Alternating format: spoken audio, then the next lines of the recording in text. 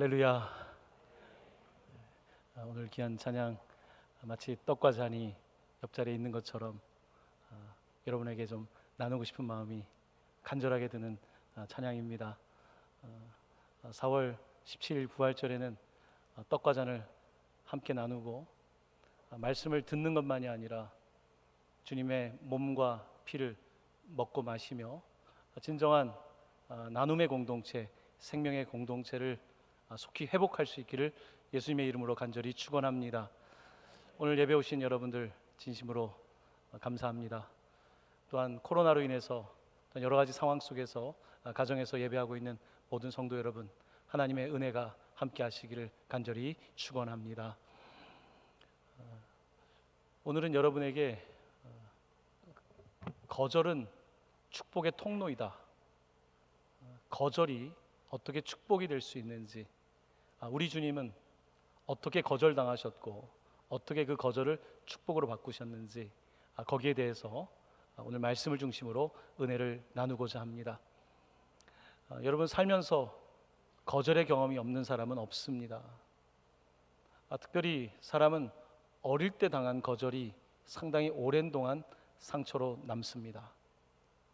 어린 시절 부모로부터 거절을 당하는 것, 혹은 버림을 받는 것, 학대를 받는 것, 그 상처는 무척이나 크죠. 아이들이 학교에 가서 학교에서 거절을 당합니다.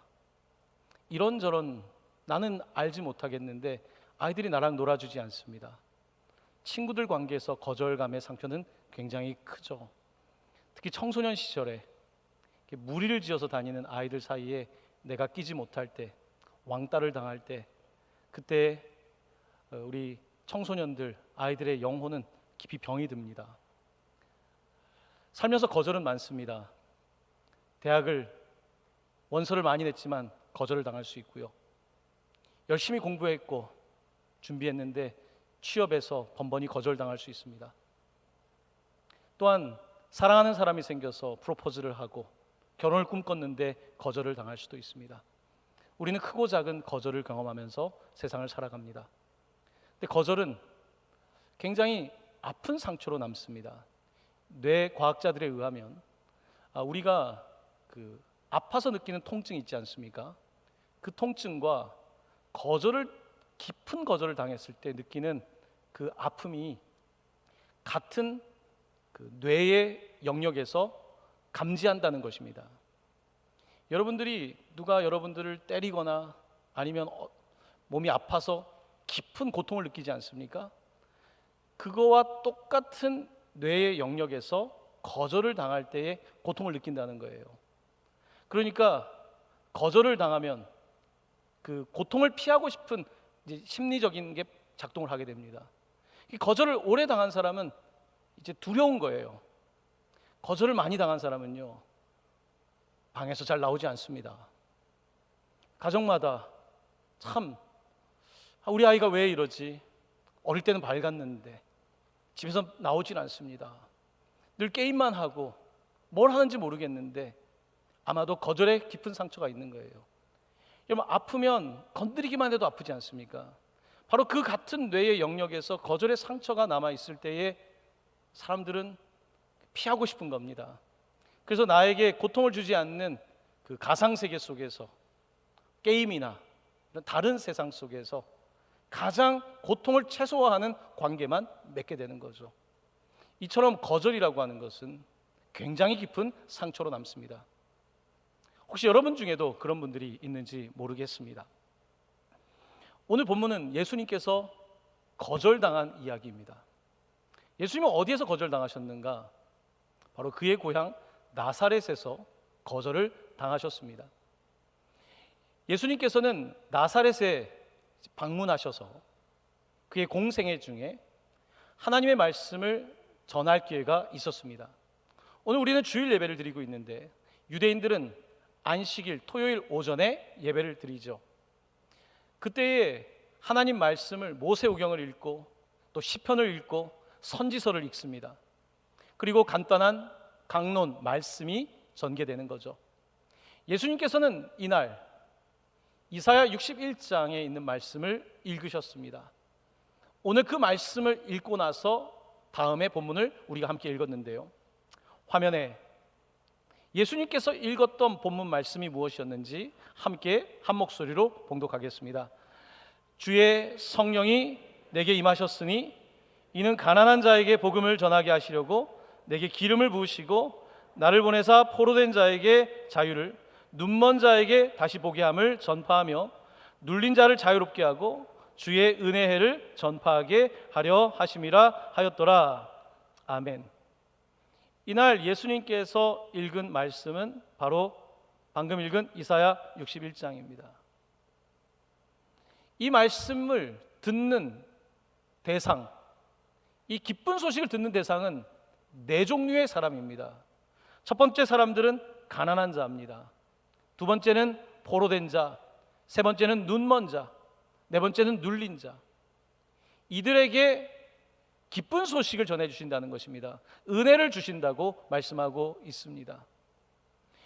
여러분, 우리가 기쁜 소식, 은혜를 들으려면요, 어떤 사람이 기쁜 소식을 듣냐면 가난한 자가 듣습니다.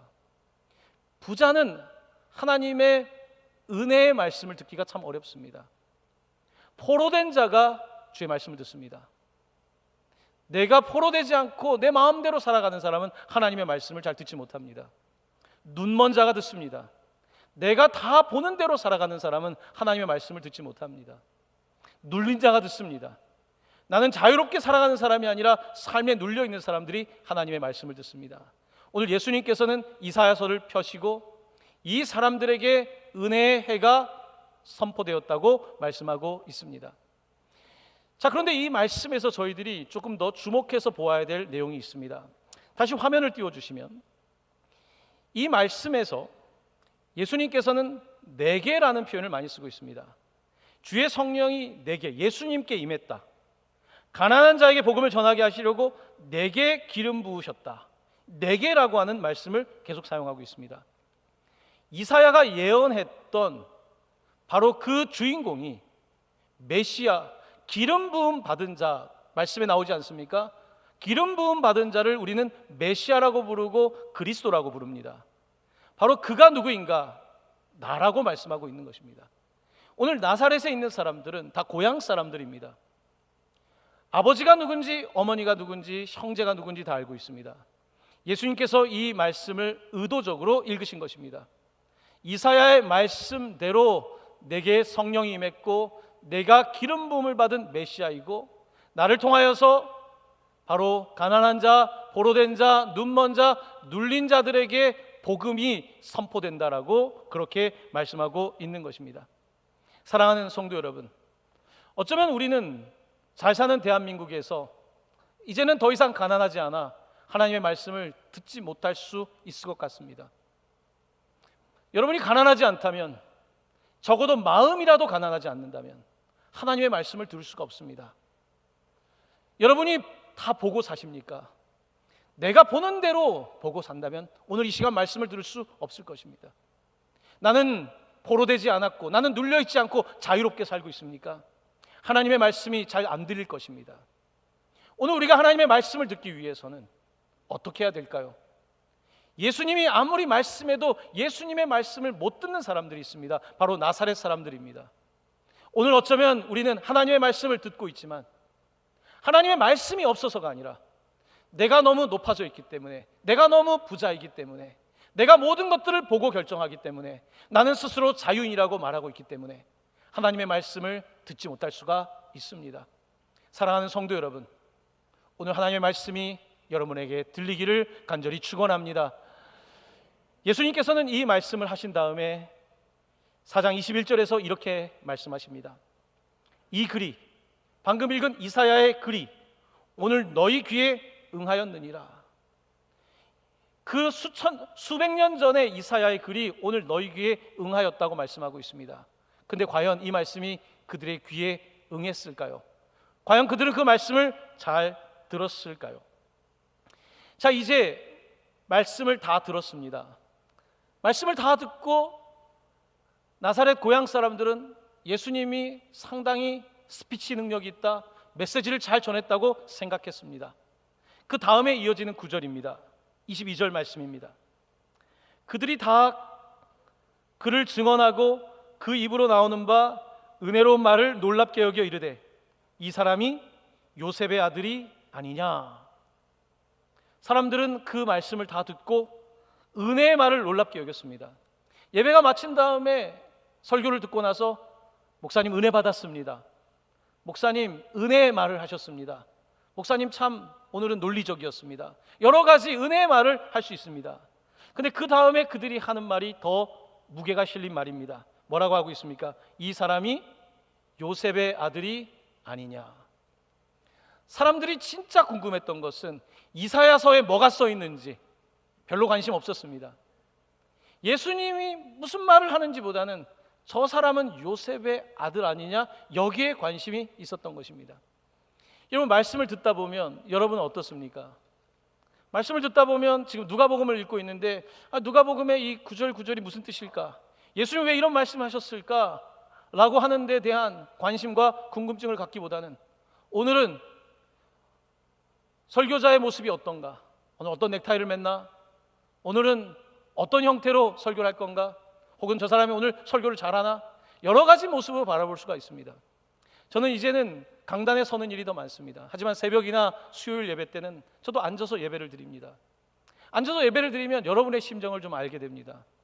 말씀만 듣는 것이 아니라 딴 것도 보이더라고요. 넥타이도 보이고 머리 스타일도 보이고, 또한 때때로는 설교를 들으면서 설교할 때 왜 저때 저렇게 말하지? 판단을 하고 있는 저 자신을 발견하게 됩니다. 오늘 이 나사렛에 있는 사람들은 고향 사람인 예수를 보고 나서 그가 하신 말씀의 은혜는 받았지만 판단하는 자리에서 듣고 있었습니다. 판단하는 자리에 있는 사람들은 복음을 있는 그대로 받지를 못합니다. 사랑하는 성도 여러분, 오늘 이 시간 주의 말씀을 들을 수 있기를 간절히 축원합니다. 오늘 제가 무슨 옷을 입었는지, 제가 어떤 표정을 하고 있는지 보다는 오늘 주님은 무슨 말씀을 하실까? 귀를 기울이신다면 오늘 말씀 속에서 복음을, 굿뉴스를 듣게 될 줄로 믿습니다. 오늘 예수님의 말씀이 끝나고 나서 사람들은 요셉의 아들이란 말을 합니다. 마리아 어떻게 결혼했는지 알고 있지 않습니까? 그의 형제들을 알고 있지 않습니까? 이들은 예수님에게서 설교는 잘 하는데, 말씀은 잘 전하는데 자기들이 원하는 것을 예수님이 하지 않았습니다. 그게 무엇이었냐면 기적을 행하는 일이었습니다. 당시 예수님은 이미 갈릴리 지방에서 기적을 베풀면서 사람들 사이에서 알려지기 시작하고 있었습니다. 근데 예수님께서 나사렛에서는, 고향에서는 말씀만 읽고 그저 끝난 거예요. 그러니까 그들이 왜 예수님이 기적을 베풀지 않는지 궁금했던 것입니다. 그때 예수님께서는 그 사람들의 마음을 다 보셨어요. 예수님께서 주시는 하나님의 말씀을 듣기보다는 내가 심판관이 되어 있는 사람들의 마음을 훤히 들여다보셨습니다. 그리고 예수님은 그들에게 이런 말씀을 하셨습니다. 4장 23절입니다. 예수께서 그들에게 이르시되 너희가 반드시 의사야 너 자신을 고치라는 속담을 인용하여 내게 말하기를 우리가 들은 바 가버나움에서 행한 일을 내 고향 여기서도 행하라 하리라. 예수님께서는 왜 이런 말씀을 하셨을까요? 여러분, 오늘 누가복음을 기록한 누가는 의사입니다. 그는 이적에 대해서, 아픈 사람이 병 고침을 받은 이야기를 많이 기술하고 있습니다. 반드시 의사야 너 자신을 고치라는 당시의 속담을 인용한 것입니다. 의사 너 자신을 고치라는 말은 무슨 뜻입니까? 그러니까 별로 능력이 없는 의사를 부를 때 쓰는 표현입니다. 예수님을 그들은 그렇게 생각한 겁니다. 별거 없네. 소문 들어보니까 기적도 베풀고 병도 고쳤다는데 별것 없네. 의사야 너 자신을 고치라는 속담을 인용하고 있습니다. 그러면서 예수님은 그들을 꿰뚫어 봅니다. 가버나움에서 행한 일을 내 고향에서도 행하라고 말할 것이다. 가버나움은 어디입니까? 가버나움은 베드로의 고향입니다.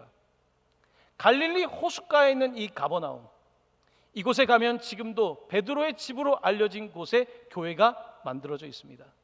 이 가버나움에서 예수님은 기적을 많이 행하셨고 또한 제자들을 부르셨습니다. 나사렛 사람들은 가버나움에서 했던 것처럼 나사렛에서도 한번 해보시지, 목수의 아들 요셉의 아들이라고 그들은 예수를 폄하하고 있는 것입니다.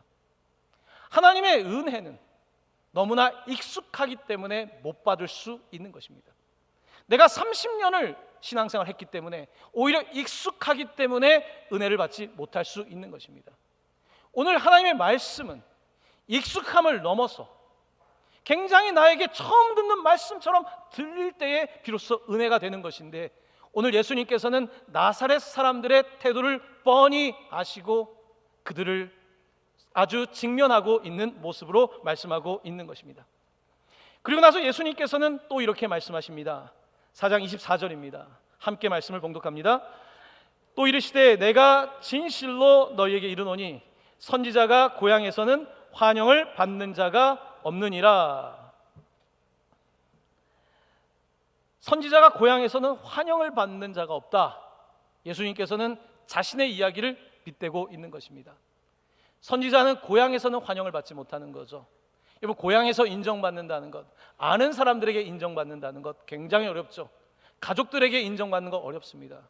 전도가 어려운 이유는 바로 거기에 있습니다. 가족들에게 인정받고 가까운 친구들에게 인정받는 것이 너무나 어렵기 때문이겠죠.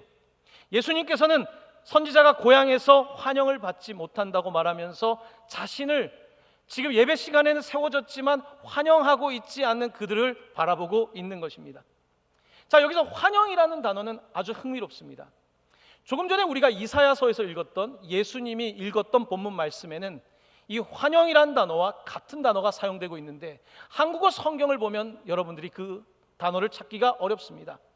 예수님께서 말씀하신 4장 19절입니다. 화면을 보십시오. 주의 은혜를 전파하게 하려 하심이라 하였더라. 여기서 은혜에서 은혜라고 하는 표현은 우리가 은혜라는 말을 쓰는 grace라고 하는 말을 사용하지 않고 acceptable, 받는다, 수용한다, 환영한다는 단어를 원어에서도 그대로 사용하고 있습니다. 이 말은 무슨 말이냐면 주의 은혜의 해라는 말은 주의 환영의 해, 주님의 수용의 해를 지금 선포하신다고 말씀하고 있습니다. 주님의 은혜의 해, 수용의 해, 환영의 해를 선포하고 있는데 예수님께서 지금 나사렛에서 말씀을 전하고 있는데 나사렛 사람들은 예수를 수용하거나 환영하고 있지 않다고 말씀하고 있는 대목입니다. 그렇다고 한다면 누가 예수를 환영할까요? 예수님은 지금 말씀하고 있는 것입니다. 가난한 자들이, 포로된 자들이, 눈먼 자들이, 눌린 자들이 하나님의 이 환영을 경험하게 될 거라는 거예요. 사회에서 거절당한 사람들이 하나님의 환영을 받게 되는 해가 선포되었다고 말씀하고 있습니다. 그런데 나사렛에 있는 사람들은 바로 이 하나님의 환영의 해가 무엇인지를 듣지 못하고 그저 자기의 판단으로 우리 주님을 거절하고 있는 것입니다. 오늘 본문에서 등장하고 있는 은혜는 자격이 없는 사람들을 환영하는 은혜입니다. 자격이 없는 사람이 너무 감사한 거죠. 나는 오늘 이 예배 자리에 앉아 있을 자격이 없다. 근데 오늘 내가 이 자리에서 예배하고 있다. 나는 교회에서 집사라고 하는 자격을 받을 수 없는데 내가 집사다. 나는 목사의 자격이 없는데 내가 목사로 섬길 수 있다. 나는 이렇게 하나님께 환영받을 수 있는 사람이 아닌데 환영받는다는 것을 느끼고 환영을 그 경험할 때에 그 사람이 바로 굿뉴스 복음을 듣게 된다고 말씀하고 있습니다. 그런 의미에서 나사렛은 복음을 듣지 못하고 있는 것입니다. 이 이야기는 누가복음에서 굉장히 중요한, 우리가 4장을 읽고 있는데 중요한 테마가 됩니다. 나사렛은 예수님을 거부했습니다. 가버나움은 예수를 받았죠. 하지만 점점 시간이 지날수록 가버나움 출신인 베드로조차도 예수님을 부인하게 되죠. 예루살렘이 예수님을 거부하게 됩니다. 유대인들은 예수를 십자가에 못 박습니다. 그리고 복음은 결국은 이방 사람들에게 퍼지게 되죠. 오늘 이 누가복음을 쓰고 있는 누가는 사도 바울과 함께 이방 전도를 했던 사람입니다. 바울과 함께 가까이에서 보게 된 거예요. 유대인들은 복음을 받아들이지 않는데 터키 소아시아 지역에 갔는데 그 터키 사람들이 복음을 받아들이는 거예요. 북유럽이 아니고 동유럽 쪽에 마케도니아 지방에 사람들이 복음을 받아들이고 헬라 그리스 쪽에 있는 사람들이 복음을 받아들이는 거예요. 오늘 누가는 우리에게 증언하고 있습니다. 누가 복음을 받아들이는가? 익숙한 사람들, 나사렛은 주님을 거부하고 있고 유대인들은 주님을 거부하고 있지만 이방 사람들이 복음을 받는다고 말씀하고 있는 것입니다. 사랑하는 성도 여러분, 여러분에게 복음이 너무 식상하지 않습니까?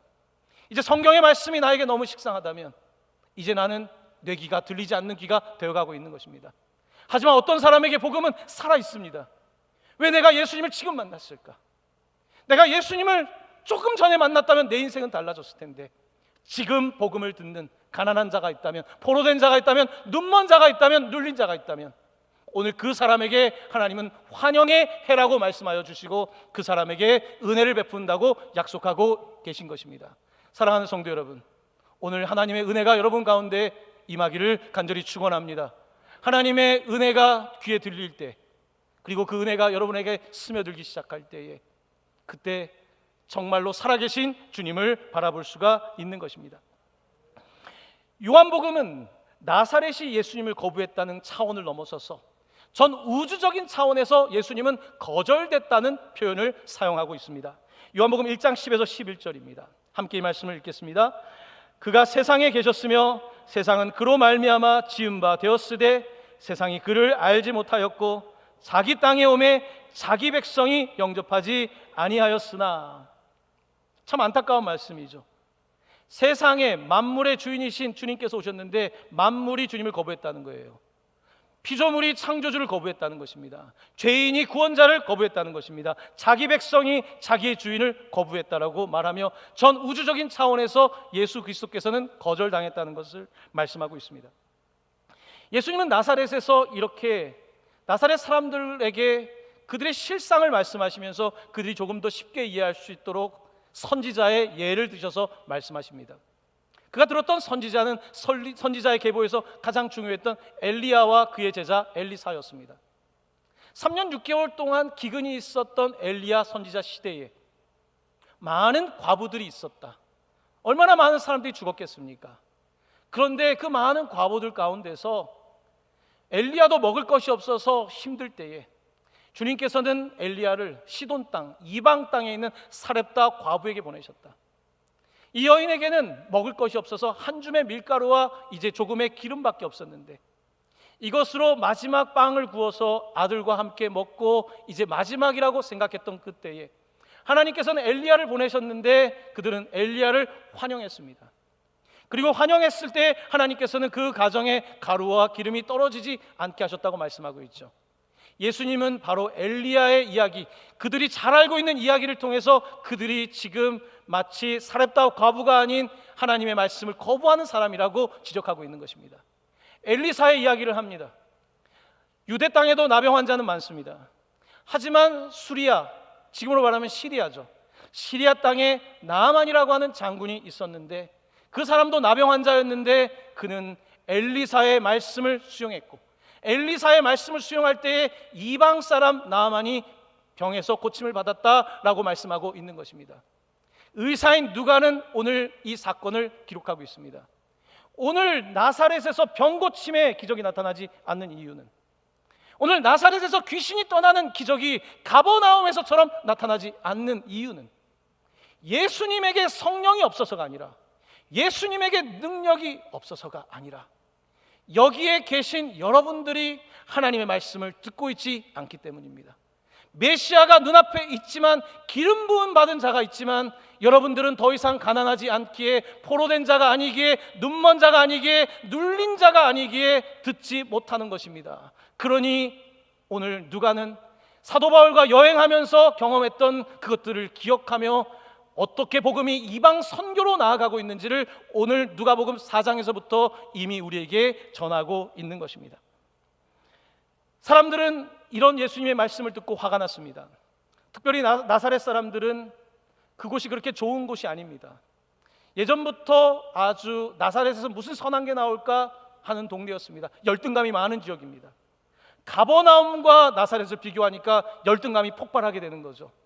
열등감이 많은 사람들은 금방 분노를 일으킵니다. 그 다음 구절입니다. 4장 28절.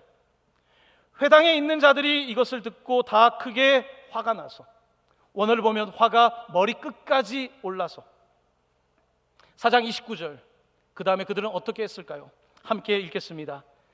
일어나 동네 밖으로 쫓아내어 그 동네가 건설된 산 낭떠러지까지 끌고 가서 밀쳐 떨어뜨리고자 하되, 나사렛 고향 사람들이 예수님이 가버나움 편을 드니까, 우리 고향을 욕되게 하는 것 같으니까, 우리를 무시하니까 예수를 산 가서 절벽에다가 밀어넣으려고 했던 것입니다. 나사렛은 언덕에 있는 도시입니다.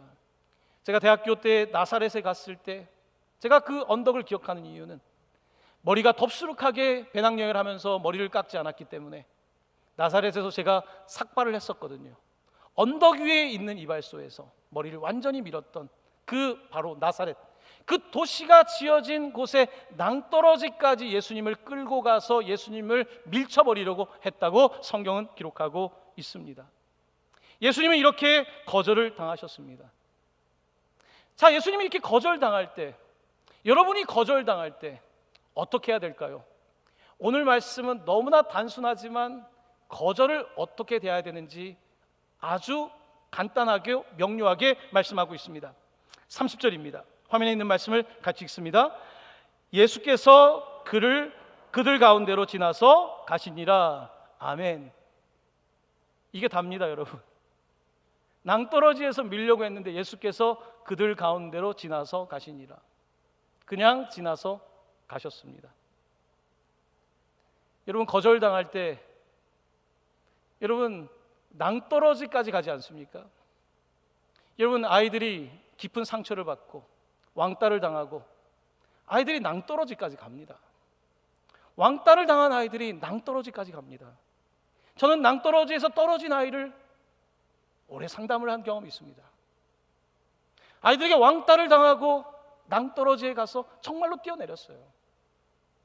여러분, 낭떠러지까지 가는 것은 이 거절 때문에 그런 거예요. 낭떠러지까지 여러분도 갈 때가 있지 않습니까? 요즘 코로나로 인해서 빚에 허덕이는 분들이 많은데 정말 빚이 낭떠러지까지 여러분을 몰 때도 있고요. 내가 나름대로 지금까지 희생하면서 가족을 이끌어 왔는데 가족 중에 배우자가 깊은 상처를 남겨줄 때 여러분 낭떠러지까지 가지 않습니까? 우리 인생 가운데 낭떠러지 갈 때가 있는 거예요. 오늘 예수님은 그 낭떠러지까지 가신 거예요. 그 거절의 자리까지 가신 것입니다. 그 낭떠러지에서 어떡합니까? 이제 정말로 발을 내들면 끝입니다. 어떡합니까? 오늘 본문은 뭐라고 말씀하십니까? 예수님은 낭떠러지에서 다시 말씀을 보시기를 바랍니다. 30절입니다. 예수께서 그들 가운데로 지나서 가시니라. 아멘. 그들 가운데로 가야 되는 거예요. 나를 왕따시켰던 사람들, 내가 피해서 도망칠 것이 아니라 그들 가운데로. 근데 내가 어떻게 갑니까? 아까 말씀드린 것처럼 거절은 내가 통증을 느끼는 것과 같은 뇌가 작동을 하고 있는데, 내가 거절당했으면요, 내가 이길 수 없는 생리학적인 뇌과학이 말하고 있는 감지하는 고통이 있는데 내가 어떻게 이곳을 지나갑니까? 사람의 힘으로는 못 지나가는 거예요. 하나님의 환영을 받은 사람만이, 하나님의 수용을 받은 사람만이, 예수 그리스도께서 우리를 있는 그대로 받아들인 그 경험을 한 사람만이 그곳을 지나서 걸어갈 수가 있는 것입니다. 내 스스로는, 내 생물학적인 방식으로는 안 됩니다. 나는 도망치고 싶고 차라리 낭떠러지에 떨어지고 싶은 거예요. 하지만 오늘 예수 그리스도께서 그 가운데로 지나가신 것처럼 예수님을 붙잡고 가는 사람은 그곳의 가운데를 지나가게 될 수 있을 줄로 믿습니다. 예수님을 붙잡는 겁니다. 그 거절감을 이기는 것은 내가 할 수 있는 것이 아닙니다. 이것은 나를 온전히 수용하신, 앞을 못 보는 나를 이끌어 주시는 주님, 포로된 자에 눌린 나를 이끌어 주시는 그 주님, 나처럼 가난한 자를 다시 일으켜 주시는 그 주님을 붙잡을 때만 그렇게 그 거절의 그 무리를 지나갈 수가 있는 것입니다. 저는 성경을 읽으면서 예수님 말고 거절감이 가장 큰 사람이 누굴까 생각했을 때에 저는 야곱의 첫째 부인 레아가 생각이 납니다. 레아에게는 아주 예쁜 동생이 있었습니다. 야곱은 이 동생을 사랑했습니다. 너무 아리따운 라헬을 사랑했습니다. 7년을 수일같이 보내며 사랑했습니다. 레아는 어떻겠습니까? 레아는 아름답지 않은 여인이었습니다. 레아는 아름답지 않았기 때문에 늘 동생과 비교당하며 살았습니다. 특별히 사랑, 연애에 있어서의 상처는 크지 않습니까? 결혼식 날이 되었습니다. 아버지가 동생 대신에 나를 첫날 밤에 집어넣습니다. 동생이 취해야 될 첫날 밤을 내가 어두운 밤에 내 얼굴이 신분이 노출되지 않은 상태에서 첫날 밤을 보냅니다. 그 상처가 얼마나 크겠습니까? 그 다음날 야곱의 표정이 준 상처가 얼마나 깊겠습니까? 여러분, 레아 같으면 어떻게 하시겠습니까? 만약에 레아가 저에게 상담실에 찾아온다면 레아를 어떻게, 무슨 말로 고쳐줄 수가 있을까요? 레아는 그런 삶을 살았습니다. 정말 이런 거절이 어디 있겠습니까? 하지만 레아는 그 낭떠러지 같은 곳에서 절대로 포기하지 않았습니다. 하나님께서는 그 포기하지 않는 레아에게 복을 주셨습니다. 라헬은 요셉을 낳고 베냐민을 낳다가 세상을 떠나죠. 하나님께서는 그런데 레아에게는 6명의 아들을 주셨습니다. 잠자리를 거부당할 것 같았던 레아에 6번을 하나님께서는 자녀를 주신 것입니다. 그 6명의 아들 가운데에 예수님의 조상인 유다가 속해 있다는 사실을 알고 계십니까? 그렇게 거부당했던 레아를 하나님은 거부하지 않으신 것입니다. 하나님은 레아를 거절하지 않았습니다. 남편이 거절했지만 끝까지 참았습니다. 야곱도 나이 들어서 알게 됐을 것입니다. 예쁜 것도 사라지고 다 사라지고 자기 옆에 신실했던 조강지처였던 바로 그 레아, 바로 레아를 하나님께서는 복을 주신 것입니다. 사랑하는 성도 여러분, 낭떠러지에서 여러분이 일부러 발을 내디딜 필요는 없습니다. 낭떠러지에서 일부러 여러분들이 밀려 내려갈 이유는 없습니다. 낭떠러지 가운데에 세상은 나를 거부했지만, 심지어 나의 부모조차 나를 거부한 경험을 한 사람이 있을지라도 나를 창조하신 하나님께서는 단 한 번도 우리를 거절한 적이 없으시기에 그 하나님을 붙잡고 다시 낭떠러지에서 유턴을 할 수 있기를 간절히 축원합니다. 다시 돌이켜야 합니다. 거절이 여러분을 이기지 못하도록, 그 두려움, 그 아픔의 그 통증, 여러분 통증이 있으면 다 피하고 싶은 거 아닙니까? 이 거절의 그 상처를 다시 극복하고 나아가는 것, 바로 오늘 우리 주 예수 그리스도께서 본문을 통하여 보여주고 있는 말씀입니다. 예전에 어떤 성도님이 자신의 고통을 당하고 있는 동생을 데리고 온 적이 있습니다.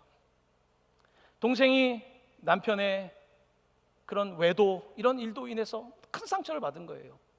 그래서 우울증에 빠지고 고통을 겪었었죠.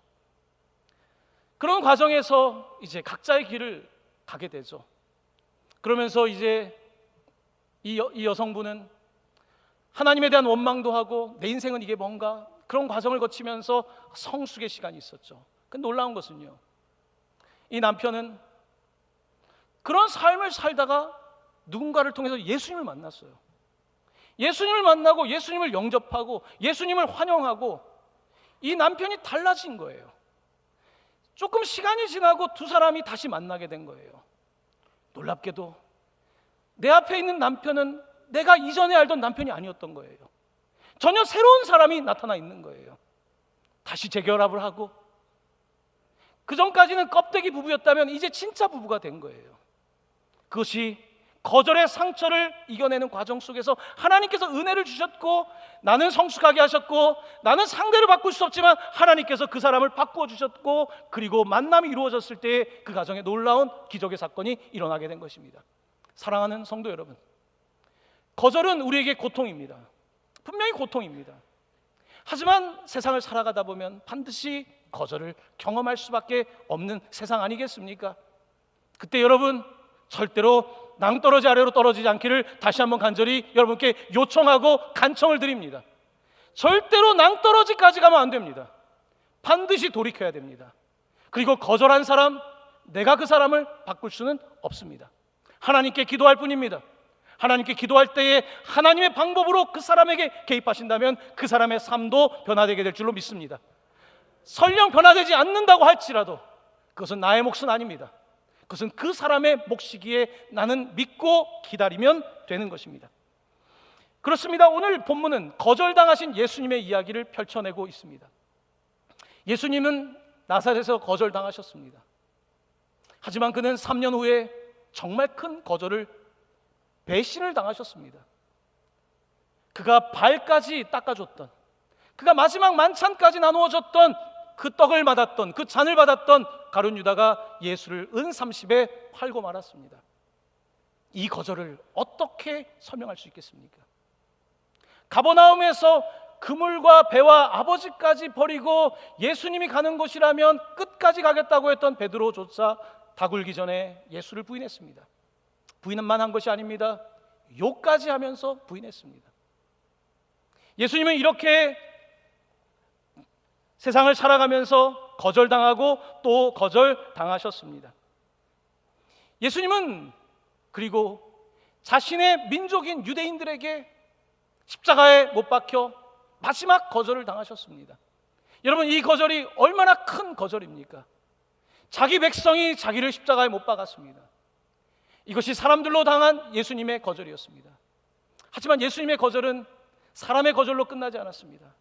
예수님이 십자가 위에서 하나님께 거절당하고 있는 자신의 아픔을 이렇게 기도로 호소했습니다. 마태복음 27장 46절입니다. 엘리 엘리 라마 사박다니, 나의 하나님 나의 하나님 어찌하여 나를 버리시나이까. 예수님은 아버지가 나를 버리는 경험을 합니다. 낭떠러지에서 다 나를 밀어내고 있는 이 상황을 주님은 경험하셨습니다. 그렇게 주님은 거절당하셨습니다. 짓밟히셨습니다. 채찍에 맞으셨습니다. 모든 보혈을 흘려주셨습니다. 하지만 예수님께서는 그 상황 속에서도 그것으로 끝나지 않고 하나님의 거절을 3일 후에 축복으로 바꾸셨습니다. 어떻게 그는 이 거절을 이기셨습니까? 하나님께서는 3일 만에 죽은 예수 그리스도를 부활의 생명으로 일으켜 주신 것입니다. 그는 심지어 인간의 마지막 최종 거절이 뭡니까? 사망 아닙니까? 우리가 당할 수 있는 마지막 거절, 최종 거절인 그 사망을 이기시기까지 예수 그리스도께서는 십자가에 달려 돌아가셨고 부활 생명으로 우리 가운데 생명을 주신 것입니다. 우리의 거절, 내가 당한 작은 거절들, 내가 당하고 있는 최근의 그 거절들, 여러분, 내가 당한 거절을 바라보면 나는 너무 아파서 이길 수가 없습니다. 하지만 예수님의 그 아픔, 예수님의 그 십자가, 그의 보혈을 바라보고 붙잡을 때에 우리는 우리의 거절이 상대화되고 우리 주님께서 피 묻은 손을 대실 때에 우리에게 있는 그 아픔의 상처들은 회복되고 변화되게 될 줄로 믿습니다. 오늘 주님은 이렇게 거절을 축복으로 바꾸는 놀라운 이야기를 하고 계십니다. 오늘 우리가 누가복음 4장을 읽고 있는데요, 오늘 우리가 함께 읽은 다음의 이야기들을 집에 가서 꼭 읽어보십시오. 그 다음은 가버나움의 이야기가 막 등장하기 시작합니다. 예수님께서는 가버나움에서 말씀을 전하시는데요, 귀신이 떠나가고 병든 사람들이 낫고 가버나움에서는 엄청난 기적들이 펼쳐지기 시작했습니다. 그리고 예수님께서는 누가복음 4장이 끝나가는 대목에서 이렇게 말씀하십니다. 4장 43에서 44절입니다. 함께 이 말씀을 봉독합니다. 예수께서 이르시되 내가 다른 동네들에서도 하나님의 나라 복음을 전하여야 하리니 나는 이 일을 위하여 보내심을 받았노라 하시고 갈릴리 여러 회당에서 전도하시니라. 아멘. 여러분, 앞부분을 보십시오. 나사렛에서 떠난 예수님은, 거절을 당한 예수님은 다른 동네들로 가십니다. 다른 동네들에 가서 하나님 나라를 전하십니다. 여러분, 내가 여기서 거절당하면 무슨 뜻입니까? 다른 곳에서 환영받는다는 뜻입니다. 내가 이 문이 닫히면 저쪽 문이 열리는 거예요. 이 문이 오히려 닫히는 것이 하나님의 은혜인 거예요. 그래야지 이쪽 문이 열릴 수가 있는 것입니다. 나사렛이 문이 닫혔습니까? 누구 손해입니까? 나사렛의 손해인 거예요. 다른 마을들은 복음을 듣고 구원을 얻었습니다. 심지어 사마리아도 구원을 얻었습니다. 하지만 나사렛은 구원을 경험하지 못하고 있는 것입니다. 한국교회가 복음을 받아들이고 오늘에 이르렀습니다. 이제 우리는 더 이상 가난하지 않습니다. 이제 사람들은 눈에 보이는 안목의 정욕을 따라 살아갑니다. 이제 사람들은 경제적 자유를 얻었고 더 이상 포로와 눌린 자가 아닙니다. 복음을 듣기 어려운 시대를 살고 있습니다. 복음을 거절하는 거죠. 예수를 거부하는 거죠. 하지만 여러분, 그건 우리 생각입니다. 복음은 또 다른 곳으로 가게 됩니다. 네팔로 갈 것이고요, 우크라이나로 갈 것이고요, 지금 중국으로 갈 것이고요, 다른 동네로 가는 거예요. 하나님의 선교는 우리가 주님을 받아들이지 못하면요, 환영하지 않으면 다른 마을로 가게 되어 있는 것입니다. 그러므로 누가 복을 못 받는 것입니까? 우리 자신이 복을 받지 못하는 것 아니겠습니까? 사랑하는 성도 여러분, 여러분의 삶이 혹 낭떠러지 같은 곳에 있다면 오늘 반드시 돌이키는 은혜가 있기를 간절히 축원합니다. 여러분의 삶이 지금 막혀 있다면, 거절당하고 있다면 이렇게 생각하십시오. 하나님께서 다른 문을 열어주시나 보다. 하나님께서 이것을 막으니까 다른 문을 열어주는 거예요. 아직 내가 다 이해할 수 없지만 하나님은 그 문을 예비해 놓으신 것입니다. 제가 예전에 제가 당했던 지금까지 상처가 되는 아직 뇌에 남아있는 거절이 있습니다. 제가 대학교 축제 때 친구들이 여자친구를 데리고 오라고 그래서 여자친구를 한 번도 사귀지 못했던 제가 한 번 미팅을 갔다가 그 자매, 오늘 관현악팀처럼 첼로를 하고 있었던 자매였었거든요. 전화를 했습니다. 꼭 축제에 와달라고. 월요일날, 화요일날, 수요일날, 금요일까지 다 거절을 당했어요. 지금까지 그것만 생각하면 아픔이 큽니다. 그런데 여러분, 그때 거절을 당했기에 지금 제 와이프를 만난 줄로 믿습니다. 그때 그 자매를 만났으면 오늘 아내를 못 만난 거죠. 저는 대학교 때 취업을 하고 나서 나중에 신학대학원을 갈 생각을 했습니다. 원서를 많이 넣어봤습니다. IMF가 터지는 해였습니다. 청년들의 고통을 조금은 압니다. 다 거절당했습니다. 면접에서 떨어졌습니다. 하지만 돌아보면 그때 회사에서 거절당해서 오늘 목사가 된 줄로 믿습니다. 거절당하는 것 지나고 나면 그 당시는 이해하지 못해도요, 하나님의 은혜가 있더라고요. 여러분 지금 거절당하고 있습니까? 문이 닫혀 있습니까? 하나님께서 다른 문을 여실 줄로 믿습니다. 여러분 낭떠러지에서 어떻게 해요? 유턴할 수 있기를 바랍니다. 어떻게 해야 될까요? 그 가운데로 지나갈 수 있기를 바랍니다. 여러분께 마지막 하나님의 말씀을 들려드리도록 하겠습니다. 마지막 말씀은 예수님께서 제자들을 보냈던 누가복음 10장 3절의 말씀입니다. 가운데를 지나갔다는 표현을 동일하게 사용하고 있습니다. 함께 봉독합니다. 갈지어다 내가 너희를 보냄이 어린 양을 이리 가운데로 보냄과 같도다. 아멘. 주님 뭐라고 말씀하십니까? 이리 가운데로 갈지어다. 그 가운데로 갈지어다라고 말씀하고 있습니다. 여러분 이리들이 있으면 어린 양이 어떻게 지나갑니까? 낭떠러지에서 어떻게 이리 가운데로 지나갑니까? 하지만 주님은 같은 누가복음에서 말씀하고 있습니다. 갈지어다, 갈지어다, 갈지어다. 그 가운데로 이리 사이로 갈지어다. 우리 주님께서 여러분들과 함께 하신다면 그곳 통과하여 주님 계신 곳으로 가게 될 줄로 믿습니다. 사랑하는 여러분의 삶 속에 새로운 일들이 이제는 일어날 것입니다. 이제는 이 땅 가운데 새로운 일들이 일어날 것입니다. 교회에도 새로운 일들이 일어날 것입니다. 여러분의 삶 속에 새로운 생명 역사가 일어나게 되기를 우리 주 예수 그리스도의 이름으로 간절히 축원합니다. 아멘.